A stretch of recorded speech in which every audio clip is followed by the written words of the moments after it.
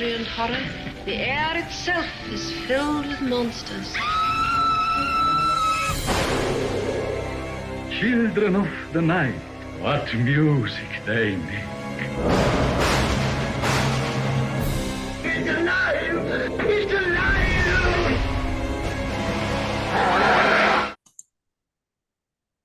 Well, hello, all you monster fiends, and thank you for joining us for another deep dive, factoid-filled episode exploring Hollywood's most famous monsters. I am your mistress of ceremonies, Sam, and I am joined, as always, by Dan from Bleeding Marvelous. Say hello, Dan.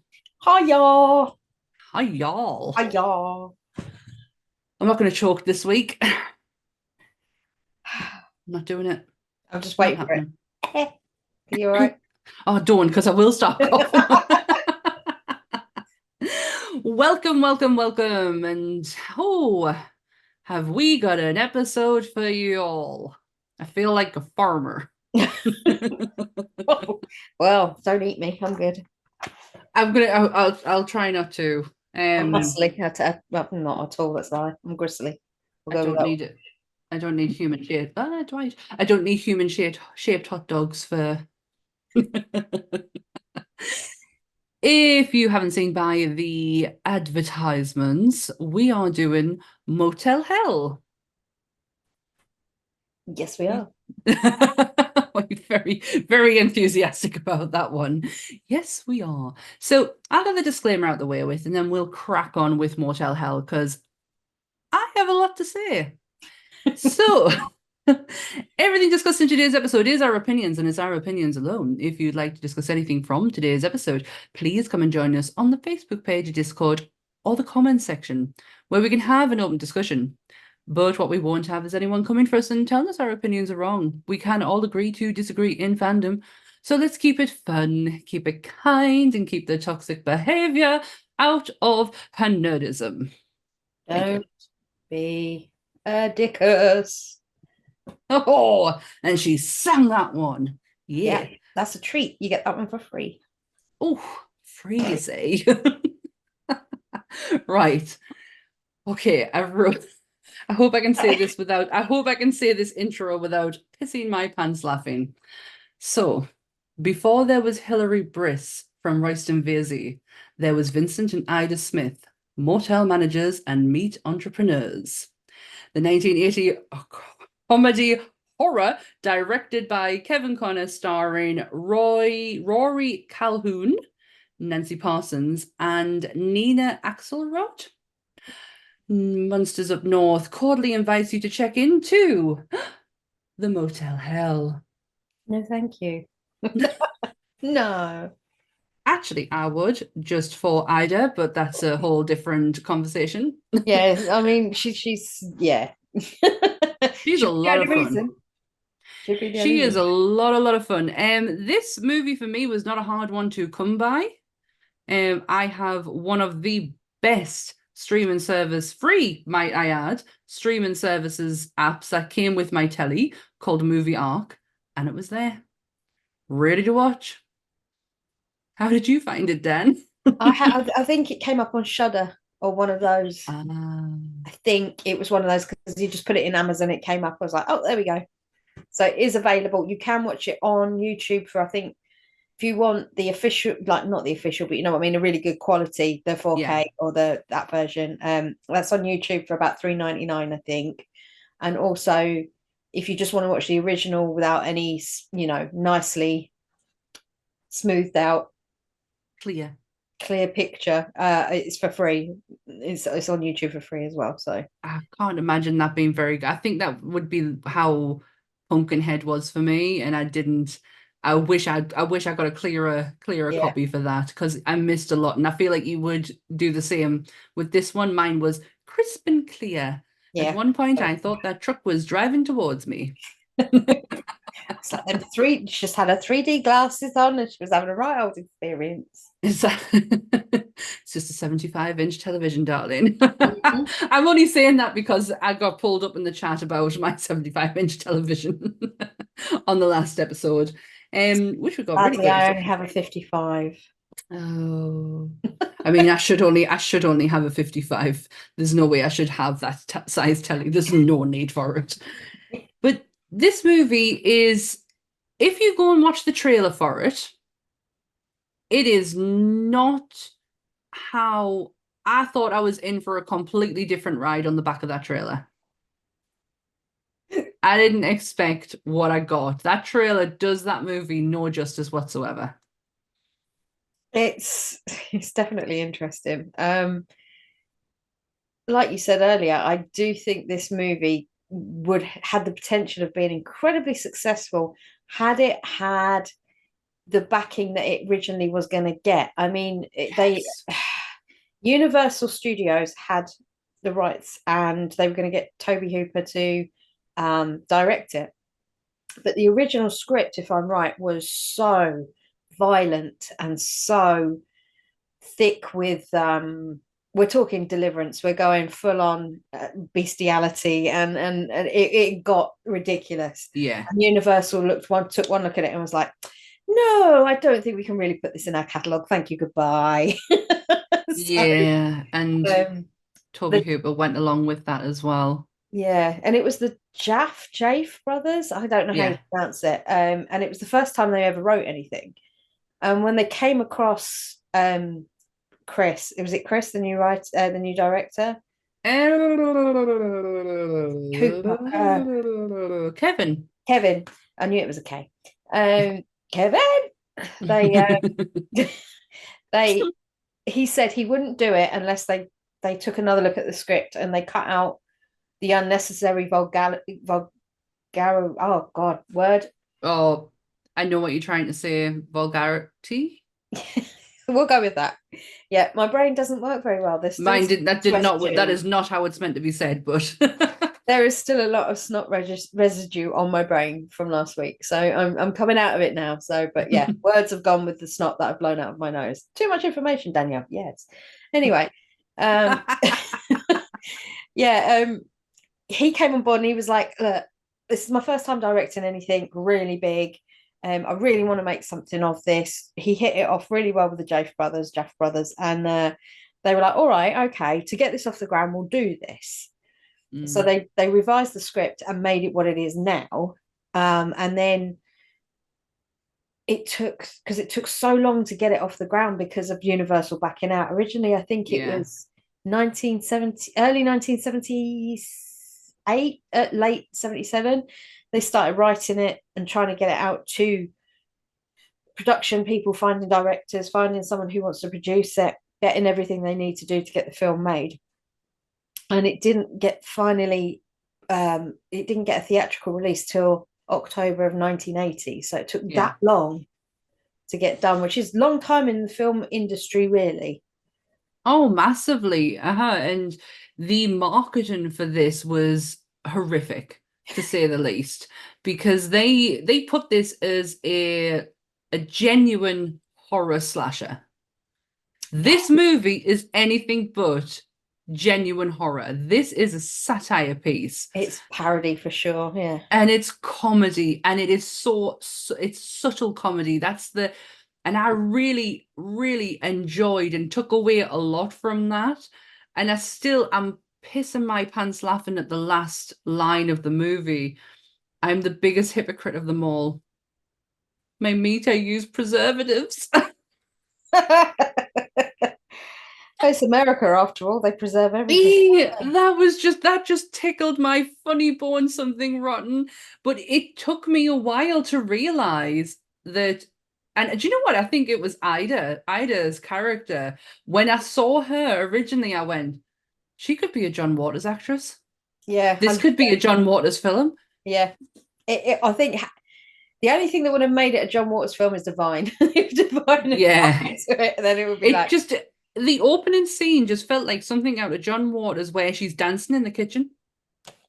It was a really weird dynamic because it took me a second to work out they were brother and sister. Yeah, didn't get that at all at the start with. They didn't feel like husband and wife either. So it was like this strange, like, are they just cohabiting? I don't really know.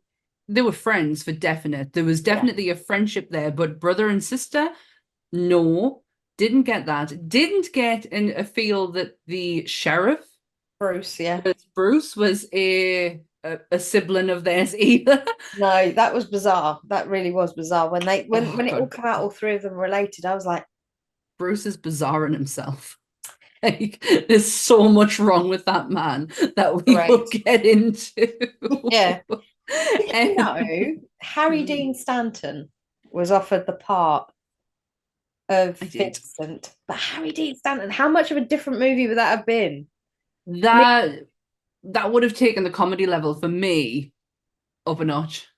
I think with the issue that I have with it is that Rory Calhoun is not well known in the UK. No. Rory Calhoun is a huge Western Mhm.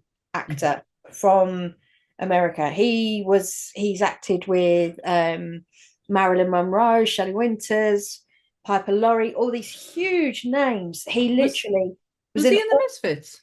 he was in a lot of movies.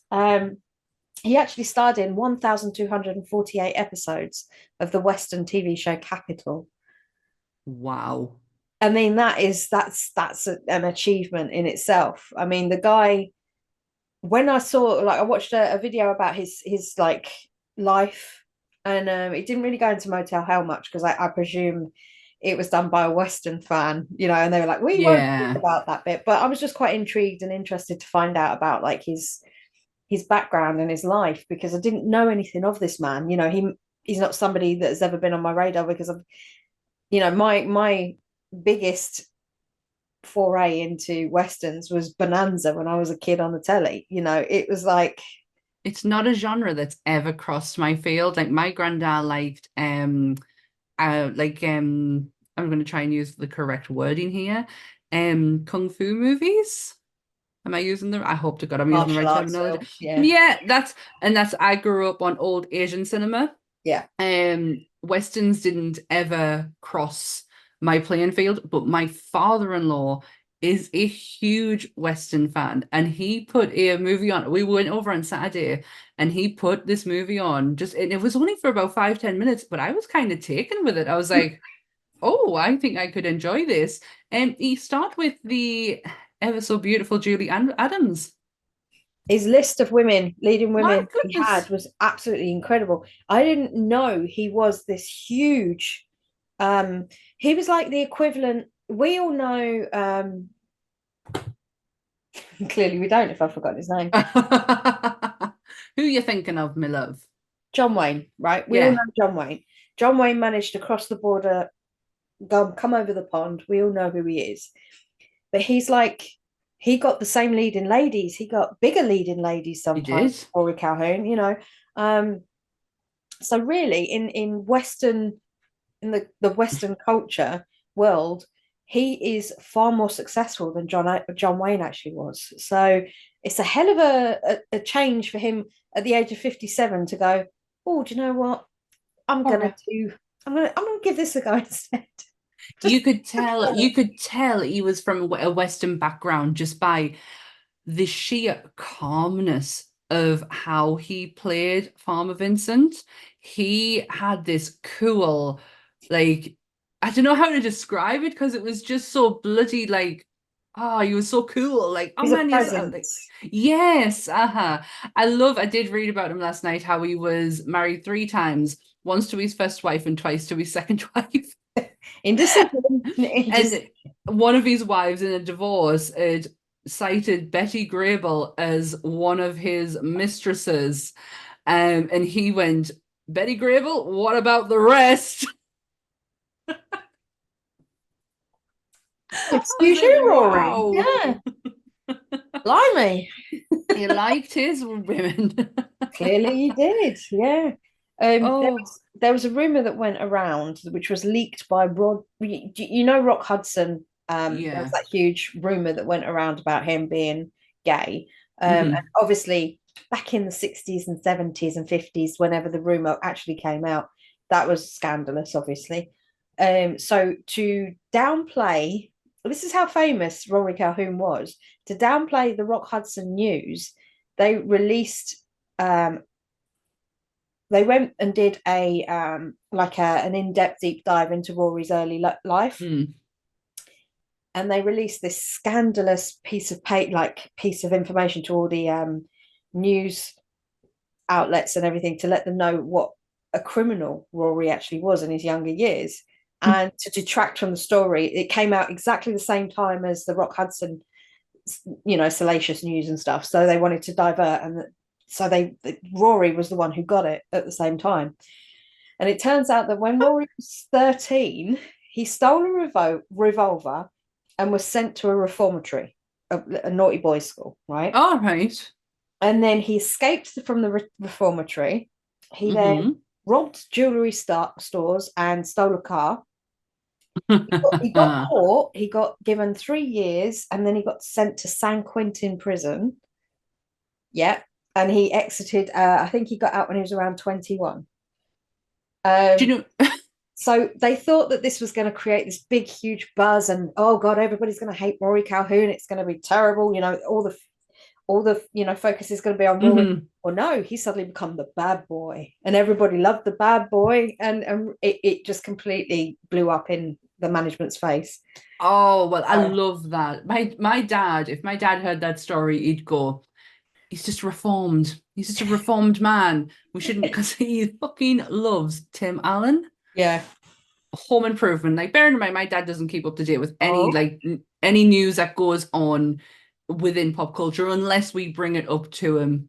But he loves Tim Allen from Home Improvement. Like, that was the guy's guy. Like, he liked his cars, he liked his DIY, and my dad loved it. But my dad, if it ever came up while he was once in prison, he's reformed. He would get so defensive. And obviously he's Buzz Lightyear too, which my dad fucking loves Toy Story. So he was like, he's a reformed character. That's what reform looks like. Look how well he's doing for himself. Infinity and beyond. But that is crazy that they would use Rory as a distraction. And that's how big he was from Rock Hudson. Now, we know who Rock Hudson is. I don't know who Rory Calhoun is. So for me, this was so bizarre to find that he's that big. And and they used him in such a way to try as cannon fodder, and it just didn't work. But he'd had a daughter in one of his marriages, and her name was Althena, and she was a Las Vegas showgirl. She became a Las Vegas showgirl, but she was the top of her game at being a Las Vegas showgirl, and Las Vegas awarded her the key to the city. Oh, wow. And that's a hell of an honor. It is a huge honor for like Cassandra Peterson. She was a Las Vegas showgirl. If she didn't do that, potential connections would have been lost when she came to be who she is today, or even to get into the Groundlings. Like, that is a feat in itself. Yep. It is people just think it's feathers and boobies. It's not. It really isn't. It's so much more than that. I mean, she met fucking Elvis there, for God's sakes. Yeah. And this was Elvis before the drugs. And he was like, get out of Vegas, move away. Did you know as well, they even featured Rory Calhoun in an episode of The Simpsons in 1989? No, I did not. But no, I did not. It's crazy. This is the thing for me when I was looking into the actors, and I was just like, I don't really know any of these people because I never really saw them in anything. And I was like, I'm sure they might have a bit of history. And then when I stumbled on Rory, I was just like, holy shit, he's actually quite famous. Yeah. I just wasn't expecting it. I don't know why. I'm really taken aback. I've been having a look through his filmography, and I mean, it is just like Cisco Kid and like all these westerns, and then right at the end, Motel Hell. But when I was looking yesterday, and because it was Ida, it's Nancy Parson who really, really caught my eye, and I was like, I generally feel like I know her from somewhere, and I don't know her from anywhere. Nope. The only person I recognize is Wolfman Jack. Yeah. That's the only character I recognize, and he's not in it I mean, for what he plays, he's fucking brilliant. Yeah. But he's the only person. I know Paul Link. It's either Linky or Link. I'm not really sure. This role was created. Bruce Smith was created for him. Mhm. In mind, there was no other actor who was going to take that place. But he's a television actor. Yeah. Chips, Yeah. which is like massive. Was massive in America. Baywatch. Baywatch. Baywatch. He did a movie with Steve Martin and Rick Moranis called Parenthood as well. Hold on. Yeah. That's one of my favorite films. Like, who is he? I don't know, but he was in Parenthood. He with well, it was when Joaquin was called Leaf. Yeah, it was when he was a baby. Yeah, He see, was a that's little. a lot of things people don't know about Joaquin Phoenix as well. His original name was Leaf. He Yeah. changed it after his brother died or just before his brother died. I don't know. Just before, because he was they come from kind of like a very hippie background. Hippie dippy family. Yeah, and he kind of wanted to fit in. I don't think it's his given name though. Joaquin Leaf is his. I believe so. Anyway, I need to know who the fuck he is in Parenthood. Who the fuck are you? But This yeah, is. I'll he's in find it Parenthood. somewhere else. Yeah. His filmography is fucking huge, by the way. Mm. It is absolutely massive because this man has worked. Yeah. And I believe he's still alive. He is, yeah. Yeah. So like, yeah, he's been in a lot of stuff. I'll find that out later. But he's TV. Mainly TV is his foray with the odd toe dipped into movies. Oh, that is crazy. Shall we get into the movie? Well, I will quickly say something about Nancy. Yeah. She died in 2001 at 58 of a heart issue, but Nancy was pretty cool. She actually was in a Motley Crue video, Smoking in the Boys' Room in 1985. She was in Porky's 1, 2, and 3. She was in Star Trek The Next Generation. She was also in Steel Magnolias, which used to be one of me and my nan's favorite films ever. So we all know how I feel about. I missed all this. So, when I was a kid, we used to watch Steel Magnolias all the time. A horrifying film now when you look back at it. You know, Shelby. I wanted to call my kid Shelby for years, and I was like, no, I'm not having kids. But it's one of my. Oh, I know exactly who she. That's where you know her from, then. Oh fuck! I didn't even see that last night. All I saw was Porky's and Star Trek. I didn't even see that. I have fallen so massively in love with this woman. It's sad that she died so young. It is, yeah. I do know as well that Paul Linky was really, really good friends with John Ritter, and he spoke at his funeral. Oh my gosh! So. Honestly, like I just thought the characters were interesting. I didn't realize like the people behind the characters were just so like Rory Calhoun's like blew my mind. It's crazy, isn't it? There's nuts. I learned stuff here too, you know. Well, the thing is, when you've got a movie like this that doesn't have its cult status, this movie, it has developed cult status in the last 10, 20 years. I don't really know how long if you go and read about it, it just says it now has a cult status, and it doesn't kind of directly say when that came about. But it's very much when it got its steelbook and 4K release and all that sort of thing, it came out. It literally gave everybody another sense, like another reason to love the movie, because they got to watch it again and watch it in better quality. visuals. Yeah. But when I was going through, I did notice that the special effects people and the makeup people, the makeup lady was Marie Carter, and she was responsible for a hell of a lot of makeup. She was for TV, and she was nominated for a Primetime Emmy. The two special effects guys were Adams Calvert and Ted. I want to say it's pronounced Comer, but it's spelled Koemer. And they'd never really had any big jobs except for like Z-list movie, sci-fi stuff. So everything you see is done by two guys and two guys alone. They didn't have a team. So are they the two guys who did the mask at the end? Yeah. How the fuck is that not used more? I will never. we'll get into it through the movie, but like when we talk about the movie, but that blew my mind, that last bit. I mean, I text you after I like initially shit myself from the first appearance. But if you look at this, don't I urge you to go and watch this film. Obviously, we're going to spoil the shit out of it going forward, but I thoroughly urge you to fucking ignore how you think when you're looking at that poster.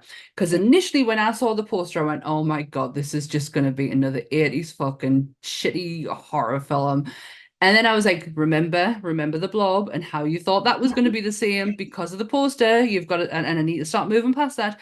I am so fucking glad that we've done this because genuinely, this is like kind of now in my wheelhouse. I think this is so funny, so clever how funny it is. Because what you think you're getting is not what you're getting, and this is the whole theme of this movie is appearance. Yeah. I mean, they loosely based it on a German serial killer called Karl Denke, who used I to. know who Carl is. Yeah, for those that don't, he used to find homeless people and travelers and people like that, and then he used to make them into pork and sell them to unexpecting other people. So it was loosely based on him. Obviously, Vincent's a bit nicer than Carl, but yeah, that's this is the issue that I've got with this whole film. It's like Vincent is so relaxed in the way that he captures people. There's no stress, there's no urgency, there's no. If it goes wrong, he'll figure something else out. It doesn't matter.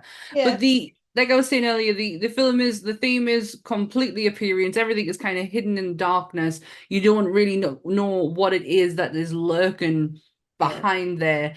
And basically to remind you to never judge a book by its cover. No, because look at Terry. I mean, if you look at Terry, they wrote her bad, in my opinion. We'll get into it, but they did write Terry really bad. I But got a few opinions on her. Five many. Nina Axelrod, she auditioned to play Rachel in Blade Runner. And if you get the special edition, one of the many special editions that come out, apparently it's on one of them where you get to see her audition reel as well. It's on one of the extras on the DVD. Interesting fact. Yeah. Never seen it. Blade Runner's a lot. It is never seen it. It's one of my mum's favorites, and I have never seen it. It's beautiful. And I will say it has its moments that are incredibly iconic. Is fantastic. I will even go as far as saying that Daryl Hannah is really bloody good. I mean, she broke her arm filming, and she just kept getting up and doing the same scene over and over again. Even after she broke her arm. It just has a sense of what you thought the future was going to be, and still to a degree, you still do. The future is going to be like that. Yeah, so it did a good thing. We are covering it on the Nerdy Up North podcast very soon. I am really excited about doing it, but we're talking about Motel Hell here. So, I or Motel Hello. Hi. I would so stay at Motel Hello. Not gonna lie. It's right. Okay, where do we begin, really? I mean, well, the opening scene is, see, this is what kind of threw me, because my plan was, when I watched the trailer, I just was like, shit, like what are we getting ourselves into here? What Dan suggested. Yeah. And then when I read the Wikipedia synopsis of it, and it said satire comedy, and I went, oh, I didn't get that from this. And I was like, you know what? I'm gonna put the notebook away, and I'm just gonna fucking watch it. And I'm gonna take this in. So fucking glad I did. Because if I had sat there with my notebook, there is bits of this film that I was dying to write down so I could remember it, but I hope to God I can still pick that up. But I was like, no, I'm in this. I am like totally in this now. And the opening scene, I just fucking loved it. I love the use of red. Mm. I love the fact that you just see him just tropsing on out of the hotel. Hello. And he has a gun in his hand, and it's so you. I don't know. You're so used to an opening of a horror movie being like the first kill, Yeah, the setting the stage. loud, yeah. Then it kind of like wasn't, and it was.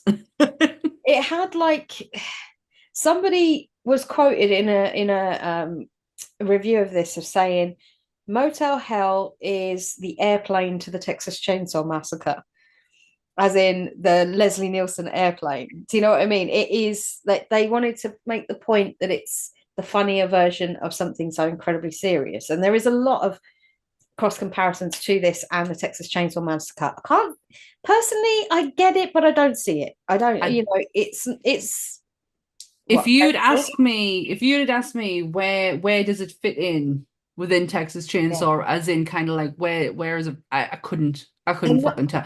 Yeah, and they're Psycho. not the Sawyers. Yeah, I don't. No, they're not the Sawyers. They're definitely not. No, it's not Psycho. No, I No, think but that's where the satire is between them two. yeah. I mean, there isn't any like underlying "I love you, mother" vibes because they're brother and sister, and it seems more sibling like love when she gets jealous towards the end, and it's like it's just because they've grown up together, they spend time together, and then Terry comes in and confuses everything. I So just thought she was jealous that Terry was going to get to find out the special herbs. may well I did not, honestly, between them two, I got no sexual tension whatsoever between brother and sister. None whatsoever. And there was no like underlying mummy issues, daddy issues, anything like that. It was all very much straight up business for me. Yeah. That's how it felt. You That's know, that was yeah. A lovely story about grandma, though. Kind of give you what their family dynamic was like. I didn't need to hear about her eating the dog, that was for sure. That was fucking funny, though. That whole scene is fucking hilarious. Meat's meat, a man's gotta eat. Yeah. I'm gonna say that. I'm gonna say that to Ant every time he eats his tea now. Meat's meat and a man's gotta eat. Love it. There's so many catchy phrases in this movie as well. What was the hypocrite one was one of them. The meat man's gotta eat. And it takes a kind of critter to make Farmer Vincent's fritters. I need to find that on a t-shirt, by the way. Because the logo, as he was driving away from the motel, he had a big billboard at the beginning that said Farmer Vincent's, this is it. And that's all it said. Yeah.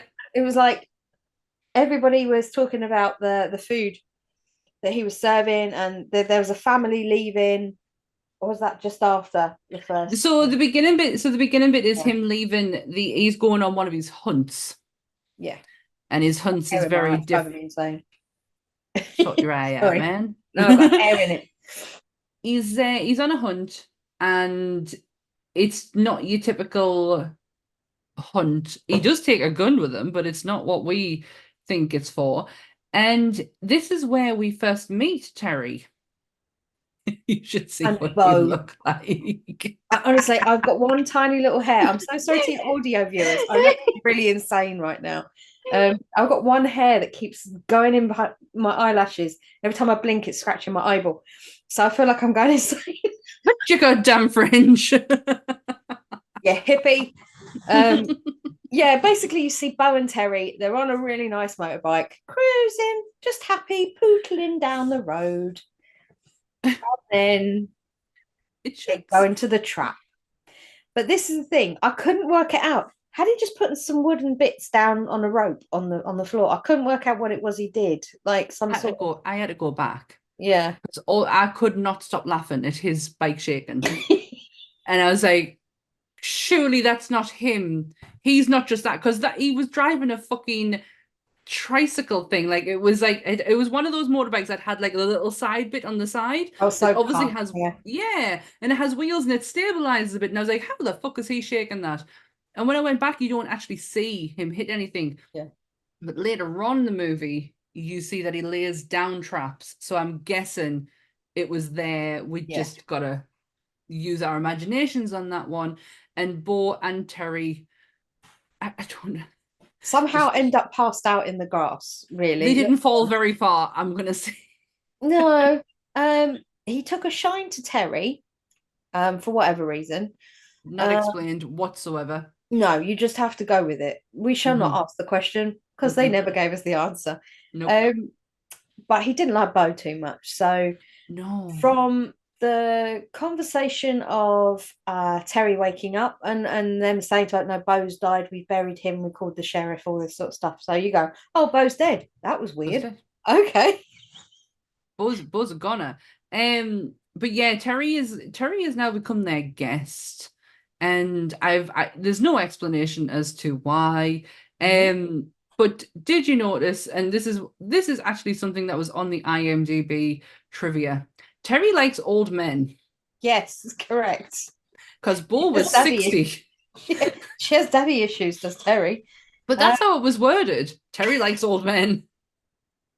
Look, who's it for us? As long as she's of legal age, it's not for us to judge. Exactly. But Bo was 60, and Rory Calhoun's Vincent Smith is meant to be the same age. So yeah, Terry likes old men. And Terry is in my eyes, your quintessential 80 horror actress. Oh yeah, 100%. The voice was there. The willingness to get her boobies out was there. Like, she reminded me of PJ Souls. Yes, totally. It was totally got that. She had that vibe about her. Yeah, she had her boobs out as well, like PJ Souls does in that, that iconic scene. But there was something about her that gave me that kind of. I didn't have her down as being a final girl because she just didn't have that. No. But I think that was down to the way they wrote her, not because she wasn't given the opportunity to do that with her. I think she was just written as a dumbass. Yeah. Well, you get to meet Ida when he brings Terry home, and Ida loves her food and loves a good dance. And was she wearing pink dungarees? Because I fucking lived for them. I think it was some sort of like onesie at one point. There was something there, and then she wears her hair in bunches myself. I get the impression that while she's grown up when she needs to be, but she prefers not to be. Yeah. Like when she's happy for Vincent to be the forefront, and she knows her shit. Yeah. She plays her part very, very well. She knows she's good at it as well. So, and I think that's kind of like where she's kind of got a bit of something over Vincent, that something he can't do is their special garden. Which I will never understand in a million years why they have it. It took me a sec, right? But think about it. They're burying things in the garden, fattening them up and getting them ripe for harvest. Ah, right. Yes. Okay. It makes total sense now. So they're incapacitating them because they can't move and they can't speak. So makes play the tape to drown out the noise as well. Now the vet. Let's talk about the weird vet, right?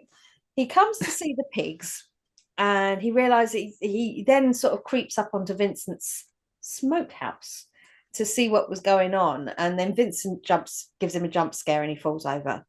And for some reason, he feels the need to come back. Now, I don't really know why he felt the need to come back, but he did. And he climbs the fence, if I'm right, down in the secret garden. Yes. Special garden. Special garden. Secret garden. Yeah. And then he stumbles upon Bo. Bo. No, they stumbles upon Bo's head. Well, yeah. And Bo's head is making the most god-awful gargling noise I've ever heard in my entire life. Genuinely thought there were zombies. Not gonna lie. That's where I went with this, because I thought later on you get to find out how they incapacitate their guys. But I thought there was something in that gas that they're giving them that makes them go a bit lally, but they never explain it again. So it's just like you have to put it together and hope it works in your theory of how you get go with it. You just got to roll with it with this film. You really do.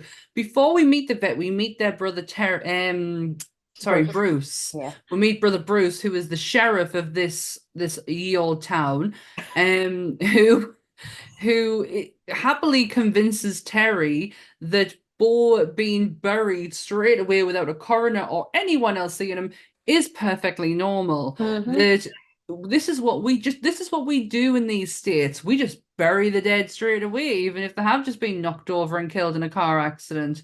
And nothing unusual about this. Move on. It literally is, and Terry moves on very quickly because she is literally their house guest. Then she genuinely loves staying there. Yes, Stockholm syndrome. Can you say that? Yes, I can. There we go. Massively, but I got the impression that if Vincent told her what was going on, she would have been okay with it.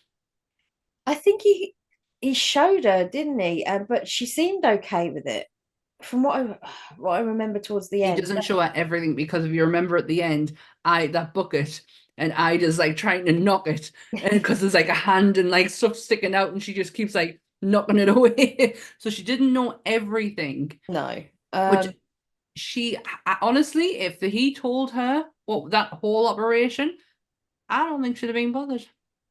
No, she was very for want of a Fickle. better word, dignitized by old Well, Vincent. she loved old Vincent because remember Terry loves old men. Yeah, apparently. Should just get a t-shirt with Terry loves old men written on it. But we get to see the secret garden when we get to see Bo, and it is literally, if you've seen the poster for the movie, it's all the heads in the field. It is literally that. Yeah. What great use for burlap sacks. All over their heads. Jason too would be shitting its pants. Massively. I the whole neck thing. I generally thought at one point my movie was out of sync. Oh, because of the gurgling and the mouth Yeah. move. And yeah, it was nothing synced up right. No, And then I realized I was like, yeah, this it's probably just meant how it's meant to be. Yeah, so from what we can gather, you see a big plaster across their throats, don't you? Like a big Well, band-aid. kind of, because if you look, they never get the plaster on the throat properly. It never sits there. No, one was hanging off on somebody, and then somewhere else it was too high, and then someone else it was down here. I don't know if it was purposeful or just shit makeup work. I'm really not sure. But what you've got to keep in the back of your head, this is a comedy. Yeah. This is a parody of a movie you think is genuinely serious, and it's not. Because that garden was fucking hilarious. And this is where Ida comes into her own. She knows how to tend that garden. She does. They basically dig a hole and they plant the people and then they bury them up to the neck. So they incapacitate them so they can't move. So they can't move their arms and legs because they're buried standing up with their head sticking out like legionnaires, Worst nightmare. And then this is where Ida comes in and performs a medical procedure where she removes or completely messes up their vocal cords and then she sews their throats back up. Bearing in mind, the people don't look like they have any level of intelligence at this point at all. So that's why I'm with you when I thought, are they zombies? I'm not really sure what it is especially the people in the truck. Another set of their victims, which, oh my God, when they were singing in that car, I was singing alongside them. They looked like off their tits.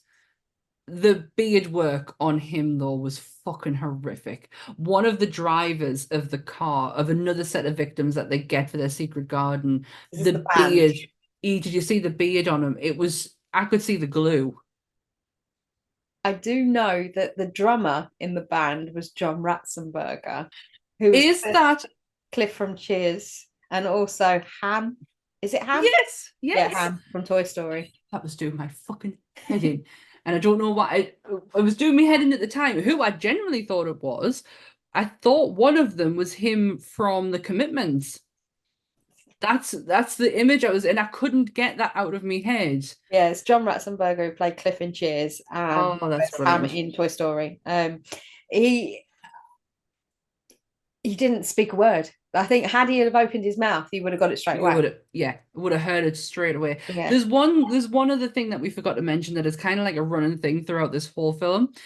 Anytime that you're in the house, you will see the evangelicist that is Reverend Billy.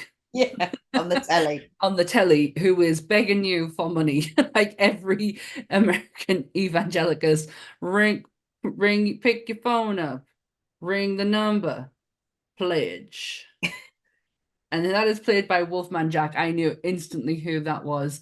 Fucking fantastic. Wow, fantastic. But that is a running thing throughout this whole film. And anytime you're in the house, there's either one or two televisions on, and it is the same fucking channel. Yep. I don't know why. Nope. There is no reasoning for it, but you see it every time. Yeah, they're not even particularly religious. They don't mention. Don't come across it. No, they don't really bring up religion at all in the conversations. So it's just like must be like white noise for them. Do you know what I mean? Yeah. It's like, well, Bruce decides that he wants to court our young Terry. for want of a word, yeah. Oh, for fuck's sake, this fucking scene.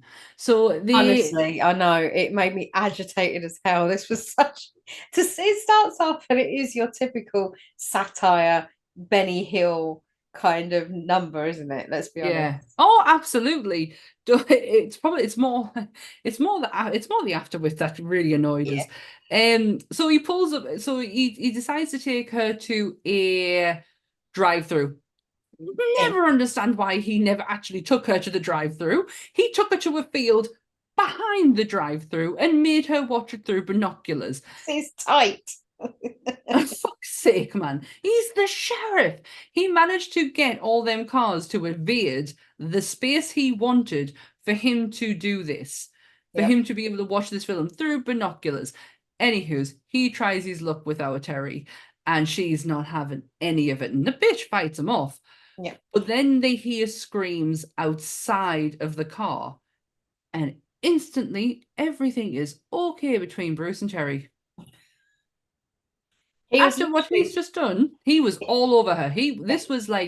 This just had me John Travolta Kerry style. Yeah. When he gets a bit too handsy with what's her face? And the Blob when he like was hand down her shirt in that one. And it was far too much, too quick.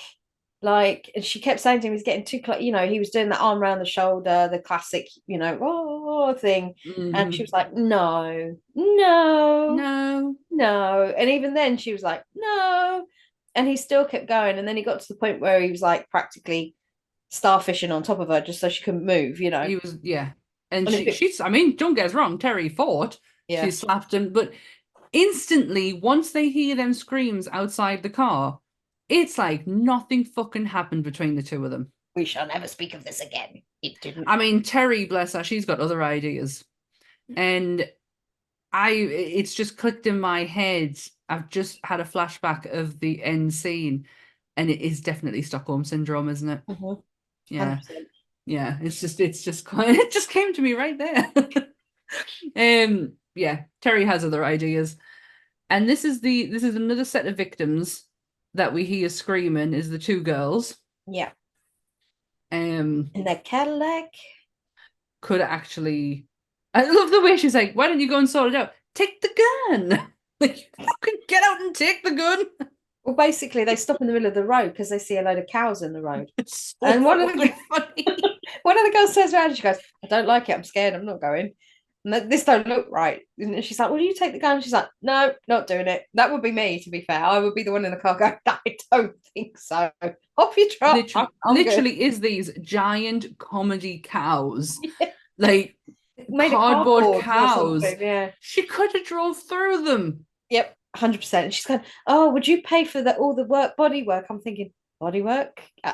I mean, it's cardboard, sweetheart. Yeah, I think you'd be good. I think you might be worried over a paper cut, but not a fucking not a fucking damage in your car. But no, the two girls get it and get put into the secret garden, which you don't see them again until the end. Honestly, the not if you took them out, Yeah. The story would have been no different. No. They were just added victims to go into the garden. Now, what we failed to mention is that Farmer Vincent Smith is a huge fucking deal within his town, within 100-yard radius of his town, because of his special meat hot dogs. They are the tits. Like, everyone fucking loves them. And he has made a career off these hot dogs. Just for $2.99, you can bring yourself a smoked box home. Yes. As he told that family. So. That's right. And we also get the next lot of victims.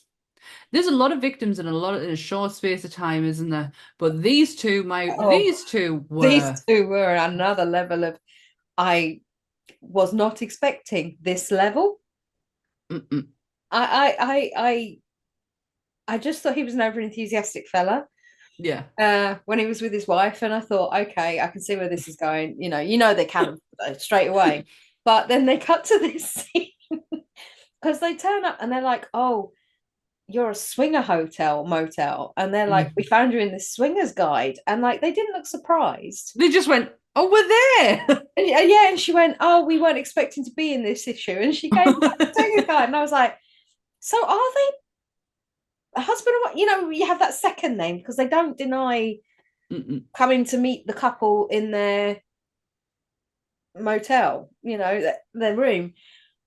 And it cuts to this couple, and I just sat there and I went, I don't remember this from the first time I saw it, but what? You must have mentally blocked this out because she is going wild in the room with a fucking whip and just cracking full on leotard, and she is cracking the shit out of everything that she can get her hands on. And then telephones, you name it, anything is gone. He exits the bathroom.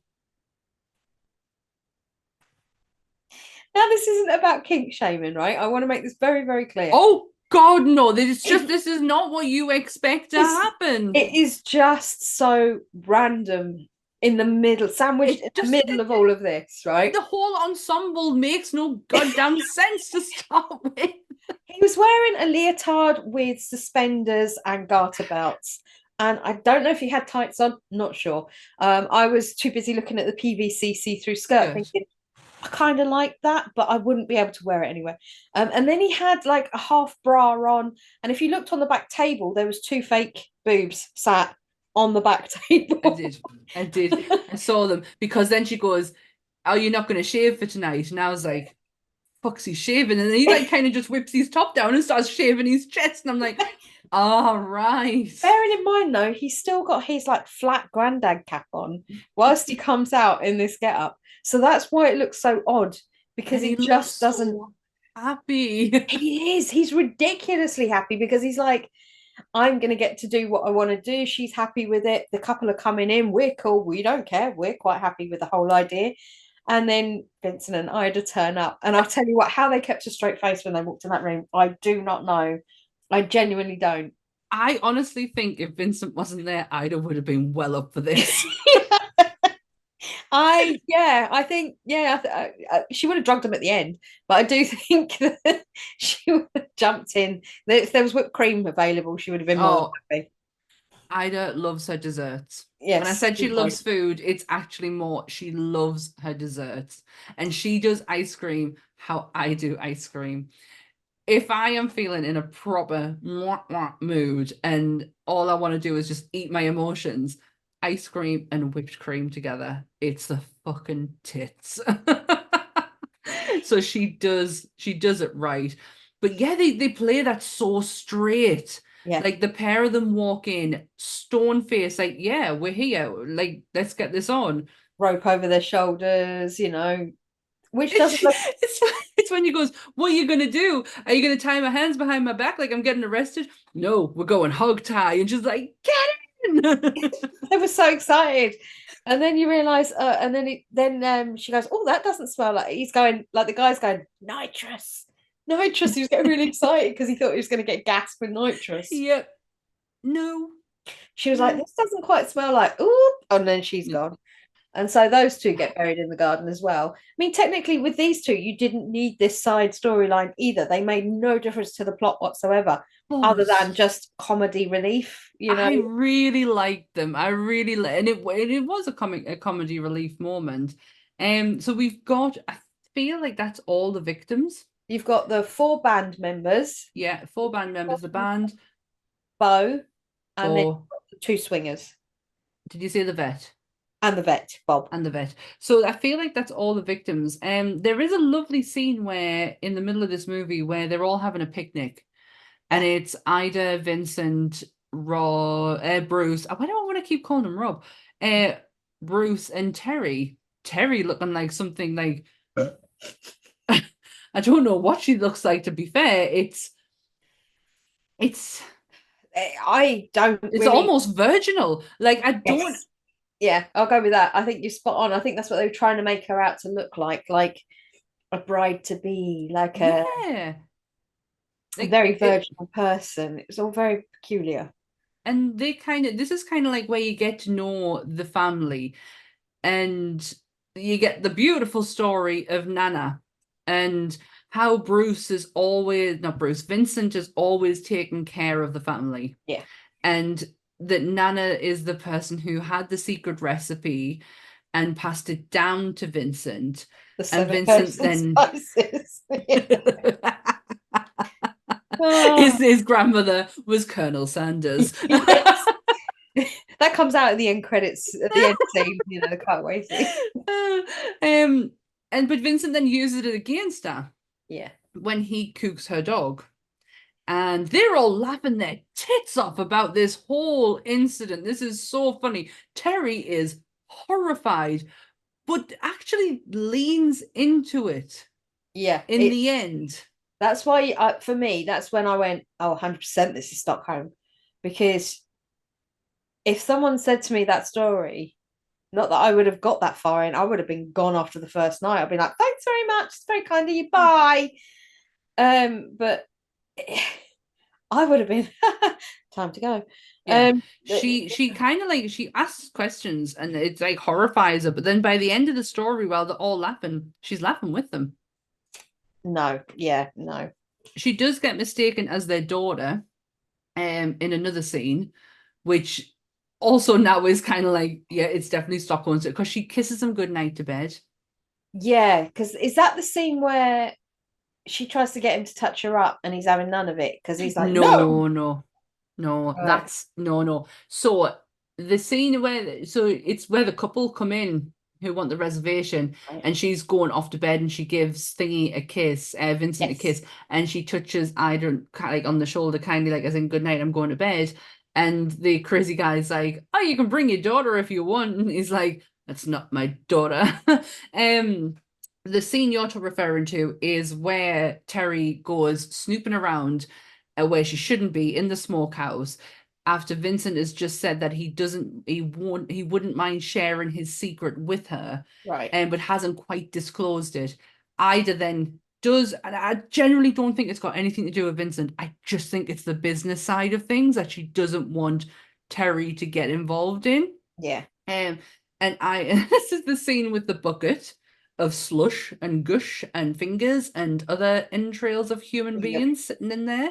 And throughout the whole conversation between Terry and Ida keeps knocking the bucket to let it, like, everything go down to the bottom so she can't see what's in this. And then she's like, I know, we're gonna go tubing. Yeah. And they go and take inner tubes, which honestly, back in the day, inner tube was the fucking greatest thing in the world, and go into their lake, which is perfectly round, by the way. I love it. They're perfectly round little area of water. And Ida pulls a knife out to attack Terry, but inadvertently busts her. Yeah, busts her inner tube. I wasn't sure if Ida was, because Ida kept saying, I can't swim before she popped the. It looked like she purposefully popped her in. I thought she dropped the knife and she burst it. But to get Terry to come over to her so she could try and drown Terry in the water. I'm Yeah. not really sure what the end game was there. It was very quick and very glossed over. So I was like, okay. Either way, it was a fucking funny scene watching Ida struggle on this fucking inner tube. A little swimming hat on.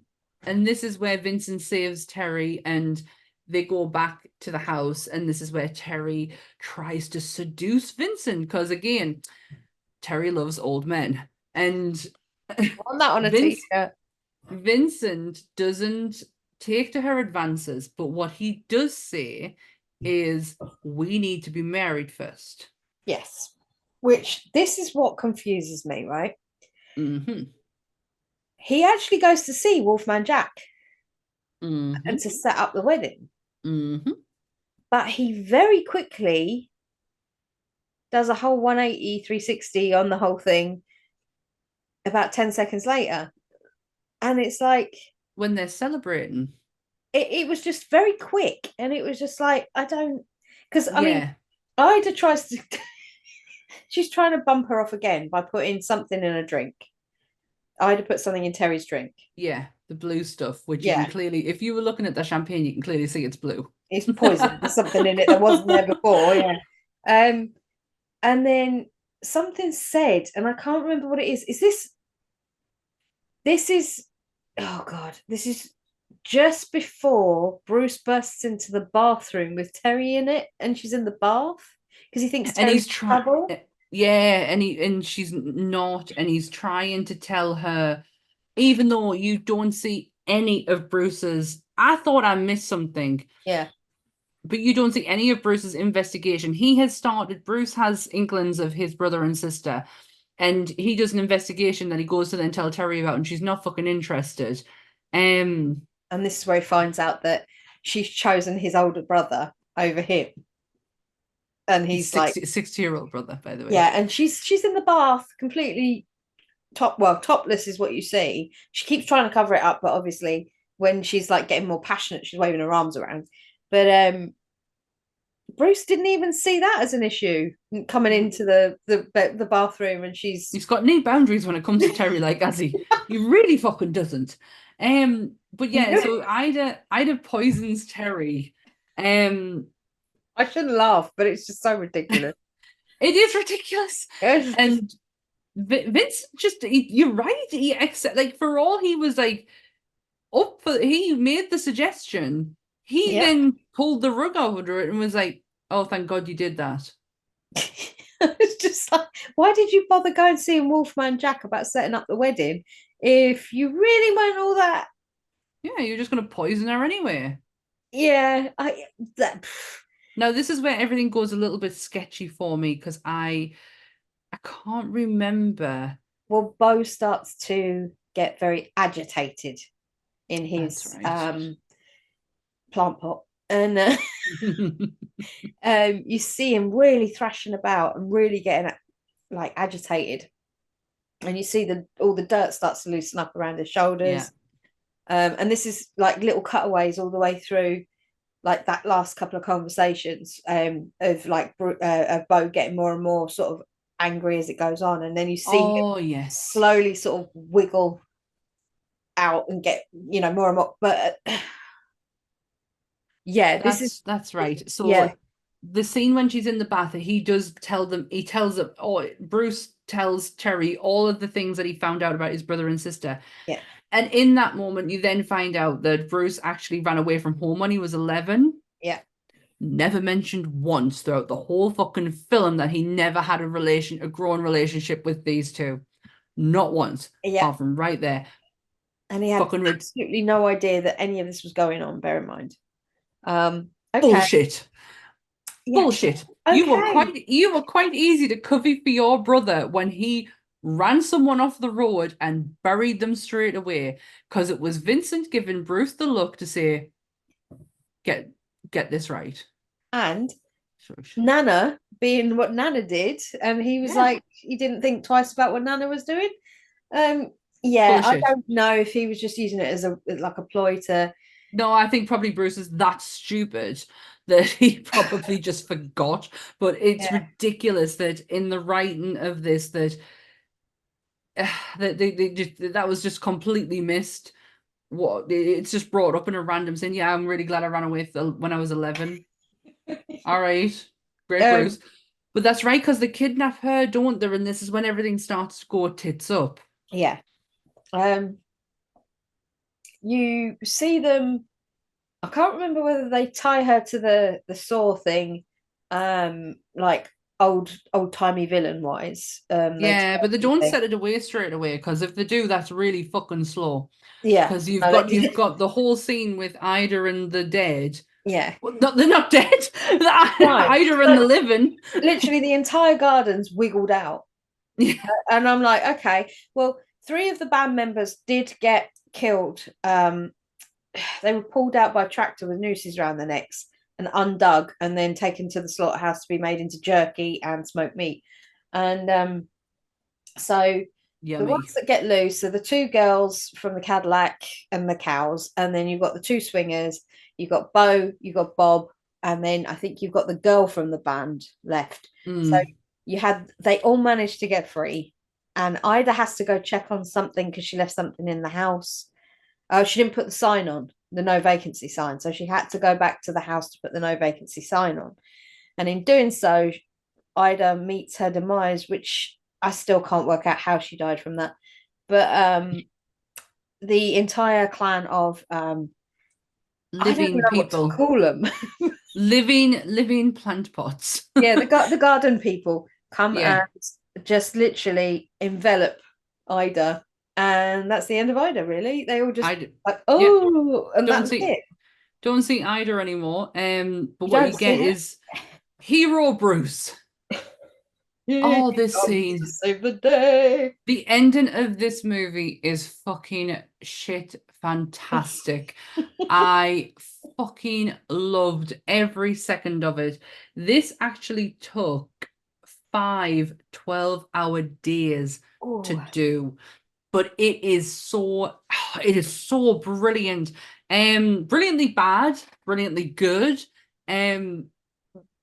Rory Calhoun is fucking phenomenal in this, and I like to believe he is behind the mask.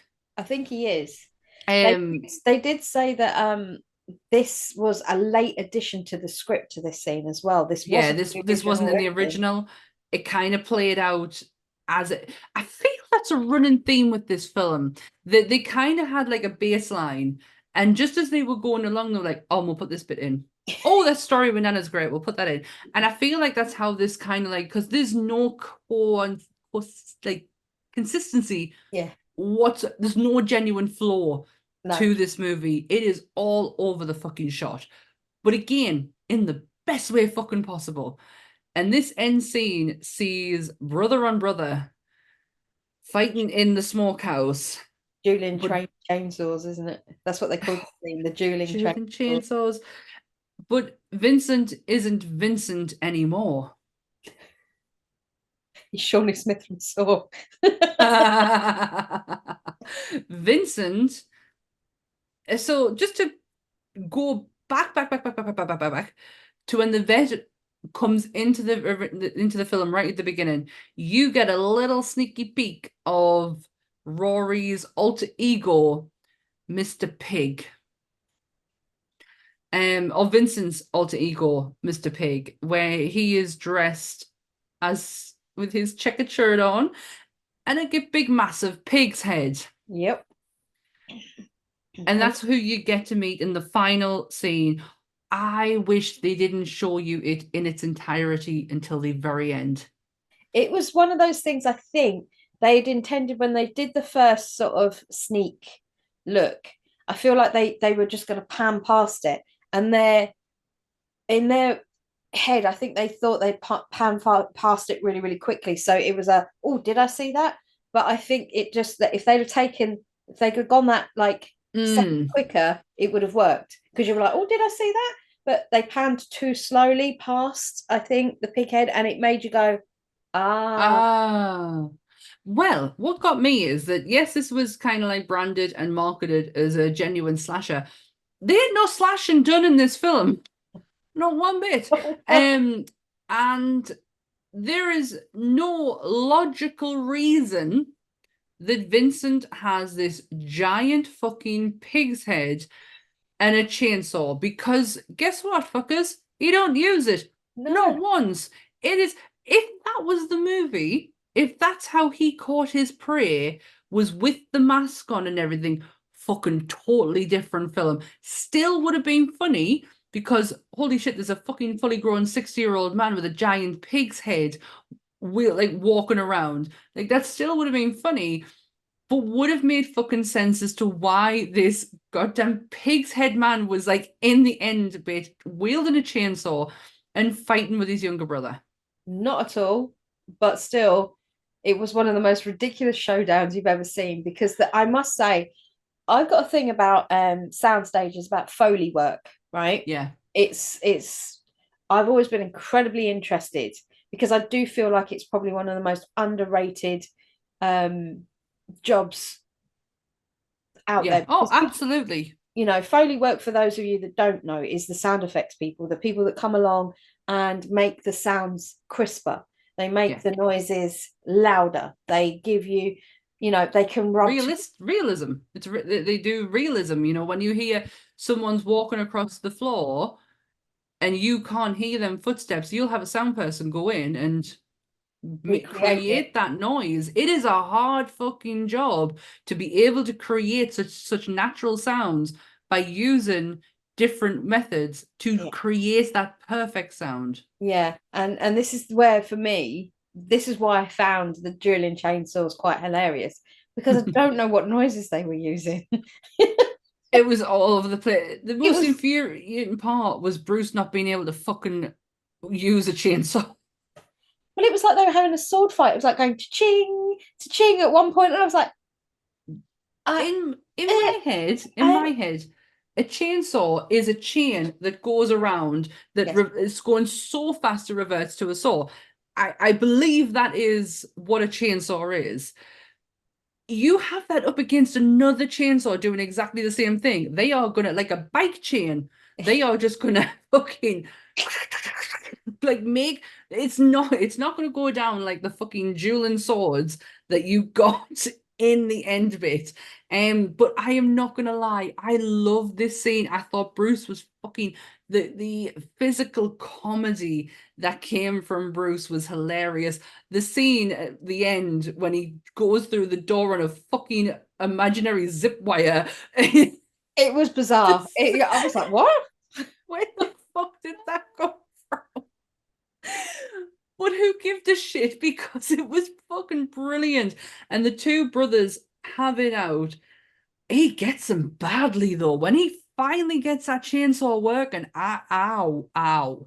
Yeah, I mean, Bruce didn't get off lightly. He had a couple of little zip zaps, but like, He had a fucking scratch in his side and his trousers got cut. With a chainsaw, by the way. yeah, I mean, he did pretty good for someone who'd been zipped with a freaking chainsaw. But he does. Bruce does end up. I don't Getting even know it. how. He ends up cutting Rory in the side, from what I remember, like in the Yeah, ribs. he gets Vincent in the side Yeah, and literally Vincent's side. lodges the chainsaw in his side And it's to still running with the sound effects, but it doesn't look like it's on when it's inside. no, because I feel like it would just keep moving. That's in my head. Or does someone have to wield it through? Like, Yeah. come on. But yeah, it's in the side, and he does this amazing leap through the door on a zip wire. Very Errol Flynn, like just Because whilst this is all happening, somehow the switch gets flipped to oh yeah, being Terry, on Terry the meeting the longest demise. ever conveyor belt to being led up to a bandsaw in your entire life. I mean, good lord! I swear to God, there was a point where she literally stopped moving, and then a few minutes later moved again. I was like, when Bruce does his zip line through the window thing to come and help her because she's obviously screaming for Bruce. So he comes out and he literally just she's got like she's been tied with like a zigzag pattern of rope, but it's only looped around 3 little knots down the side, and one was right by her hand, and she just could have gone boop. She could have gone boop and pushed it off, but she didn't because she's thick as fuck. And Terry gets out of the meat cleaver situation with 10 minutes to spare. And this is the moment where I realized she had Stockholm syndrome, because she went to kiss Bruce. And it was interrupted by Vincent screaming. Yep. And they quite calmly and nicely go and sit by him. Yep. Like nothing had happened. No, because they don't address these issues, remember? We just deny everything. It didn't happen. Bruce just sits next to his brother, who he's just lodged a chainsaw into, by the way. Yep. And Terry sits next to him and comforts him, and that's where you get the line, "I'm the biggest hypocrite of them all. My mates, I use preservatives." They're trying to pull the chainsaw out of him while he's doing it, and they essentially, oh no, that's it. He dies. He dies, and what does Bruce do? Closes his fucking eyes. Sammy's biggest bugbear. Fucking hate it. And we were watching Dune the other night, the first one, and there's a scene where they do that, where when someone gets killed and they do that, and he just looked at us and went, "Don't." Just don't. Brilliant. And it was killing us inside. So when I saw that yesterday, I was like, oh. The thing is though, like Rory Calhoun's eyes are like huge, so you're not closing it. And I love the fact that when he closed them, he was straight, and then when he closed them, he went slunk. Because that signifies death. Dead. Not the massive chainsaw in the side, just the slinky. Oh no, just death. Yeah, and then they leave. Now, what is hilarious? This is the end of the film. Where the fuck are the living dead people? Oh, they've run away. And then did they just fuck off? I presume so, because you don't see where they went, and all you just see is like Terry and Bruce walking along the decking area, the front porch area, and she goes, "If it was me, I'd burn the place down," and that's the end. And the credits. No, it's not. They go to the secret garden first. Oh, fuck me! Yes, they do. And you do find out what happens to Ida. I've just remembered. Yes, I completely forgot about that. I'm glad you remembered. It's because I really did laugh at the end of this. They find the secret garden, which is not that fucking secret. You can see that from the grounds of the motel, and you can hear the moaning that they played, which was a choice. Yep, massive choice. But yeah, not so secret garden. And they walk in, and it looks like, when you're looking at it initially, it just looks like one of the heads that was, or bodies that was planted in heads with a burlap sack. It's when they take it off, it's Ida's feet. Kind of buried upside down, kind of. And she does this hysterical kick with her legs, which scares the shit out of them, and they drop like that's it. And then they go to walk away, and she does it again, and then she just slunks again. And that's where the movie ends. That's it. Yeah, I forgot it went on to that little bit, because I just was focusing on the bit where she said, "I just burn it down," and it's like, well, why? It's perfectly good. Nothing happened in family home. Nothing happened inside the motel. Exactly. I don't really. Calm your tits, Terry. But yeah, I mean, all in all, for me, I really did enjoy it. It's just one of those movies where you don't have to be in any kind of mood to watch it. It's not like with a horror, they can take you to dark places. They can take you to all these emotions that you didn't even know you have sometimes with horror movies, depending on whether I'm talking about an Argento, I'm talking about a Craven. Like any, whatever hits you in any which way. This one was just on the ridiculous factor, so you didn't have to go into it with any expectation, because you're not getting what you think you're getting at any point. You're really not. And honestly, I urge, if you haven't seen it and you're not asked about the fact that you've just sat and listened to us talk about it, I'll go and watch it. Just go in with no like expectations, because you will come out of it with something. I love the fact that we did this. I genuinely adore this film. I For all that we have just sat there and picked apart little bits and made fun and had a laugh, the acting in this movie is fucking top notch. From Rory Calhoun and Nancy Parsons, their acting in this is fucking amazing. You cannot knock how well them two played these characters. 100%. The Love Smiths. them. The Yep. Smiths, Vincent and Ida Smith. Like, I mean, Bruce Smith, he can get in the fucking bin. You can tell. Don't get us wrong. You can't take away after what we just heard about his career, because the guys worked. But the way he played this was almost too slapsticky for me, to where the other two played it with like a parody element. Like, they played it straight, but with the knowledge that it was a comedy. And I think a straight man is always a really hard person to play in a comedy, because you're not the Jim Carrey, you're not the one with the punchy lines, you're not the one with the you're the one who's there to set up the gags, you're the one to have the one-liners with the deadpan face, you're the one you're setting up constant situations for other people to have the glory, but you do it in such a way that you're still an invaluable member of the cast, because without you the jokes wouldn't happen. And without I always find it I always find the straight men do get a bad rap in films. And Rory Calhoun's smile is something to fucking marvel at. He has such a beautiful smile. He's got the most perfect teeth, the most beautiful smile, and just Nancy Parsons is like an absolute treat to. I am so pleased I have now been, introduced to Ida Smith and Nancy Parsons as an actress. I adored her from start to finish. I will say though, it was surprising that the last fact that I found out about this was it came out in 1980. Yeah. In October of 1980. And at that point, I think I was 5 months old when this film came out. Oh, baby Dan. Baby Dan. And it didn't get released onto VHS.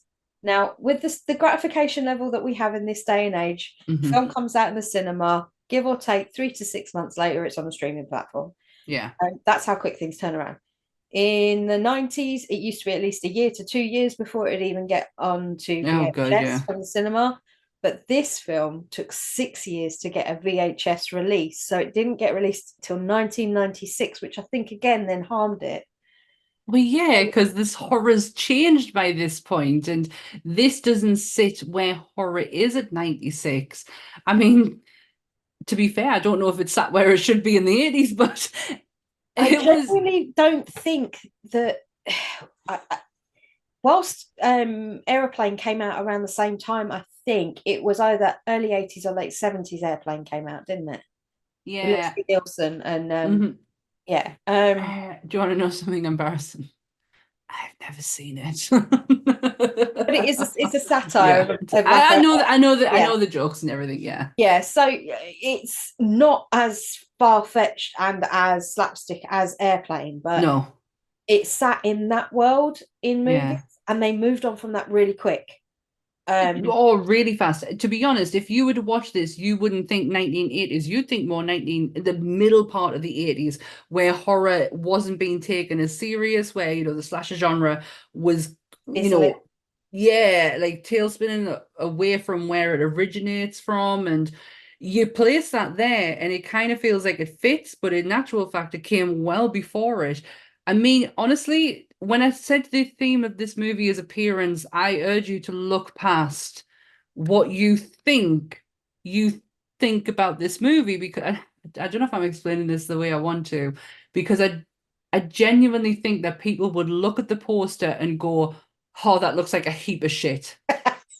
Yeah. And Luckily, it the really, Steelbook has really some better isn't. artwork on it now, I think. So There is some fantastic pictures, and just looking at Nancy Parsons' smiley face is just brilliant. But yeah, I urge you to go and watch it and just put away anything that you think you're gonna get from this, because you will find some it genuinely is taking the piss out of horror in the best way possible.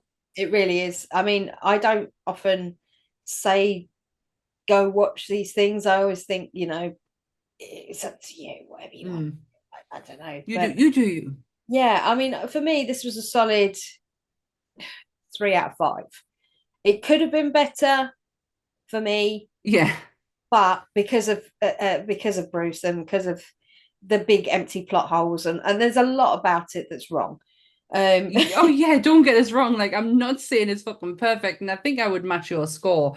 Yeah, It's just, if you can kind of look past some of Bruce's stuff and really just focus on Vincent and Ida, because they are your main stars. They are they bring some fucking acting chops into this. really does.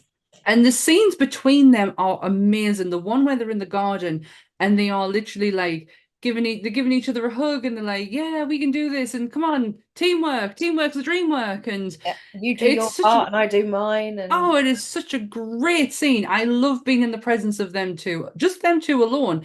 Even when they drug Terry, I'm like, oh, thank God for that, she's gone. But again, it's not a sexual relationship between the two. It's just you just feel genuine friendship from them. yeah, like they really are lost without each other. Yeah, The companionship and no more. exactly. Oh, I loved it. I'm not gonna lie. I love that I'm being introduced into these films, and I'm not just, and I'm past the part now of judging what I'm seeing on a poster. I am past it all. See up there, I've got a lot Yeah. more. There's Oh, a she's lot got more up more. there. She got the audio listeners. Yep, It was Dan. Dan's got more up her sleeve. it's up there up my sleeve. Hello, But hello. yeah, I'm loving that I'm being introduced into these, and I'm loving that I'm like kind of evolving in my own horror, because like my horror is, and I was thinking about this the other day, it's so fucking basic.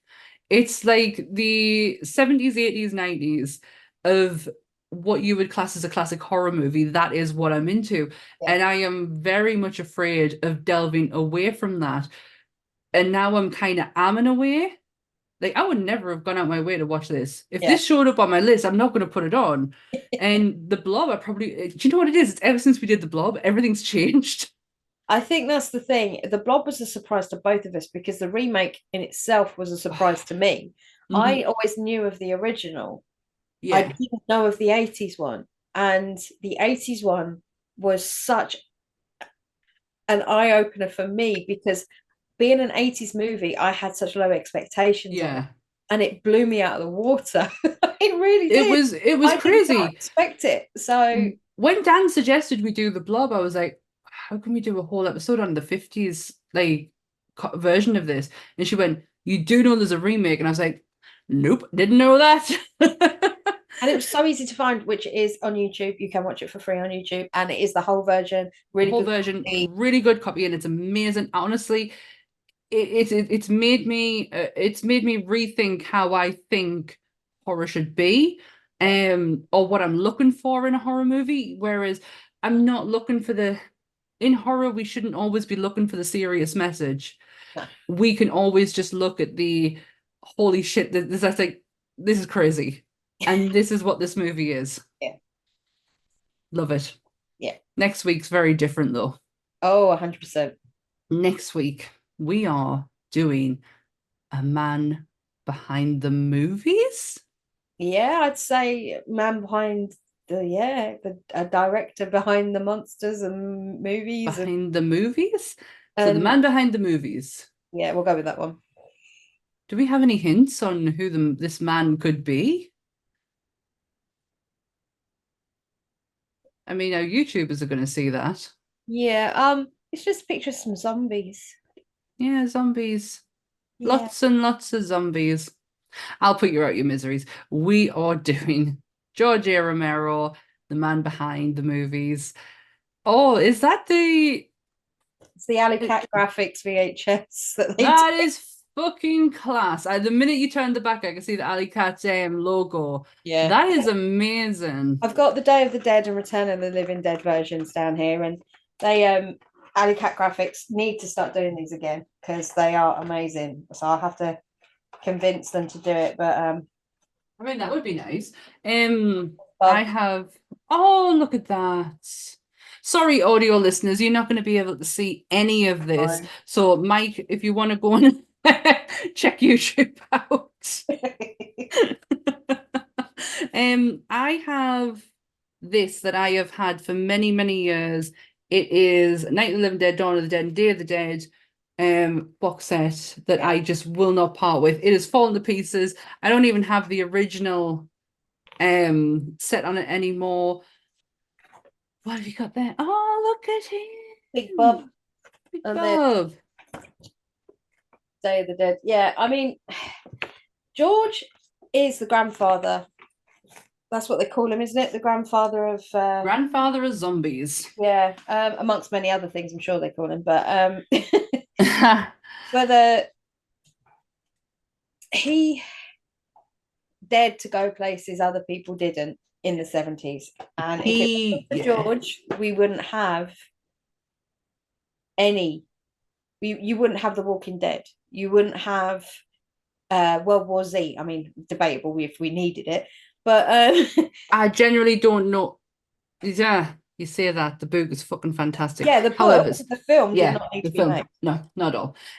However, you don't have your likes of your Tom Savini, you don't have your likes of your Greg Nicotero. Nope. He pushed boundaries when it came not just to horror, but to movie making as a whole. He pushed a lot of boundaries, and I can't wait for us to delve into the life and work of George A. Romero, because he is a man who I have a lot of admiration for. Yeah.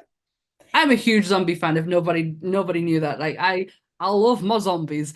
Dawn of the Dead is one of my wheelhouses. I actually am staring at the poster right now, and every time I see the tagline, "When there's no more room in hell and the dead will walk the earth," I sing the Murder Dolls song in my head constantly. Gotta be a Murder Dolls fan to know the reference, but yeah. I think this is going to be a very in-depth I hope so. Look into him. I mean, we'll do our best. Yeah.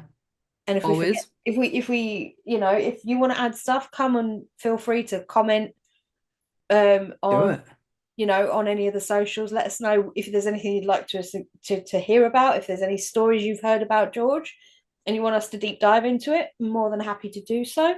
Jump on the socials on Monsters Up North podcast, or even on Bleeding Marvelous, or even on Nerdy Up North, and come and let us know. Just tag me or Sammy in it, or even just say, oh, this is for Monsters, so we know we can see it. I mean, I'd be intrigued to see what other people's opinions are, George. Oh, massively, because I mean, I don't even know if I don't even know if I've ever heard a bad word said against the man. Like from any fan base, everyone appreciates him for something. Yeah. It would be interesting. Like, Dan, that's such a great suggestion. Go and jump on all of our socials, and if you've got anything to add to the narrative, or even just want us to mention, then feel free. I'm happy for you to do some work for me. Dan's coming off the back of Aberdeen by the time this goes out. I'll be Didlow by this time next week. Bless you. Bless you, bless you. Whose idea was it to do an epic episode when you're coming back off your con? That's right. Sorry. That's right. I said, what about let's do in zombies? And she went, why don't we do George A. Romero? And I'm like, what the fuck not? Well, you see, it gives me something to do in my downtime. If it's quiet at the show, I can hop on my phone and go. I'm looking forward to it. I want to do this justice. I feel like it should be done justice. Don't be done justice. Oh, English failed me there. Should be done. It should be done with some justice. I can't talk now. So yes, that is next week. That is George, the man behind the movies, George A. Romero. Oh, okay. That was hotel. No, motel. The English. Premiering. The English in is just wanted to keep calling it Hotel Hell, and it's not. It's Motel Hell.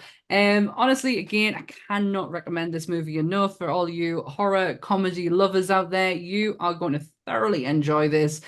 You will take something away from it, I guarantee it, and it won't be that was shit, because it's not. Really isn't. So we are on YouTube 7 o'clock every Monday for Monster Monday. Audio for this episode goes up every Tuesday from everywhere you can find your podcast from. In the description, you will find the links for Nerdy Up North, Bleeding Marvelous, and Monsters Up North. If you can, give all our socials a bit of love. And on our audio, please let us know that you're there. I want to know. I can't just keep thinking Mike Kell's the only one listening to us. Although we are thankful for you, Mike. Massively, Mike, massively. Thank you for your constant and brilliant support. Thank you.